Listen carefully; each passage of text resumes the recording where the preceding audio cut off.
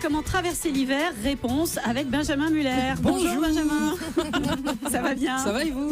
Vous avez l'air en bien, forme. merci. Alors oui, j'ai ma copine sur le plateau, Alix Duronelin. Alors pour bien passer l'hiver, votre conseil à vous, c'est de profiter de cette période un peu pourrie de l'année pour se lancer dans un travail d'introspection et pourquoi pas de psychanalyse à long bon, Benjamin. Eh oui, pour travailler sur son moral, c'est sûr, on peut bien manger, se faire des câlins, faire du sport, c'est évident, mais on peut aussi se lancer dans un petit travail d'introspection, profiter de cette période pourrie pour faire le vide, pour se remettre en question et mieux repartir de l'avant. Parce que oui, de nombreux psychiatres vous expliqueront, c'est sérieux, que prendre le temps de s'interroger sur soi, c'est important, que ça permet d'avancer bien souvent et donc de retrouver un bon moral. Ce week-end, par exemple, j'ai relu le livre du grand psychiatre Alberto Heger, qui écrit...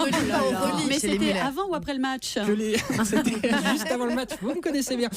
Donc ce grand psychiatre disait « L'autocritique est un formidable moteur qui permet de se faire aimer à nouveau ». Alors le mieux, c'est encore qu'on prenne quelques exemples. Je ne sais pas si vous avez regardé la télé ces derniers jours. L'autocritique est partout. Pour aller mieux, il faut donc savoir faire un mea culpa. Qu'est-ce que vous pensez aujourd'hui sur le fameux « casse-toi pauvre con » ? Jamais j'aurais dû dire ça. En disant ça, j'ai abaissé la fonction présidentielle. Tiens, vous l'avez reconnu, Nicolas Sarkozy en pleine introspection, mais il n'est pas seul. J'ai fait l'analyse de ce qui était sur le domaine de ma responsabilité. Et voilà Jean-François Copé, c'est à celui qui reconnaîtra le plus d'erreurs, toujours dans cette idée de revenir meilleur. Alors, c'est aussi valable pour vous, Marion, pour moi, pour tous nos auditeurs. Prenez le temps de vous poser, d'analyser la situation. Demandez-vous pourquoi vous n'allez pas bien, pourquoi on ne vous aime pas. Ça vous aidera à aller mieux. J'ai fait un long voyage pendant 18 mois. Et ce voyage, je l'ai fait à la suite d'une épreuve très violente. Ah oui, pauvre chaton, ça a été long. Les gens, ils ne m'aiment pas, mais moi, j'y suis pour rien. Non, je suis né comme ça. Ah oui, ça me rappelle mes cours de philo. Vous savez, les cours de philo en terminale. Mais vous savez, d'abord, on est ce qu'on est. On ne choisit pas ça. Bon, il y a aussi une autre bonne petite technique pour s'attirer la sympathie des copains. Susciter un peu la compassion. On pourrait même dire, victimisez-vous.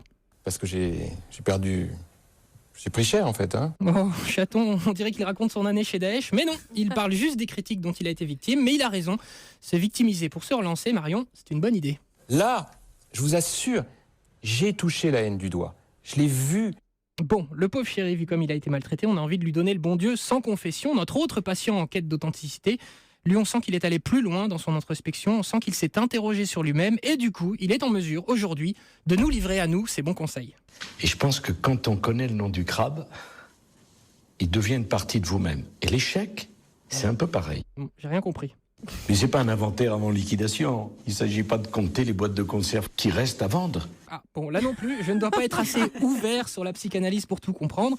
Allez, on essaye autre chose. Il faut du temps pour être authentique. Ah, ça j'ai compris, il faut du temps pour être authentique. Bon, l'autre chose sur quoi ce patient a travaillé ces derniers temps, c'est la notion de bonheur. Florence, ça va vous plaire. Sa conclusion est simple, pour atteindre le bonheur, il ne faut pas trop connaître le succès. Ça, c'est très psychanalyse, c'est bien ça. Le succès, c'est chaud, c'est bon, et c'est tellement fugace.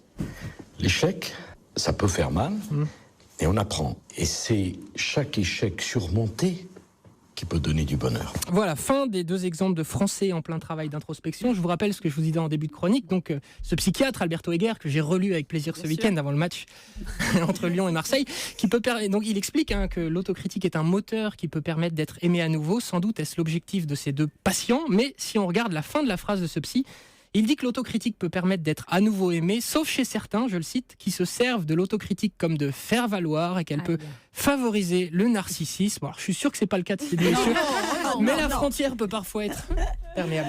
Merci Benjamin Muller et bravo, vous restez avec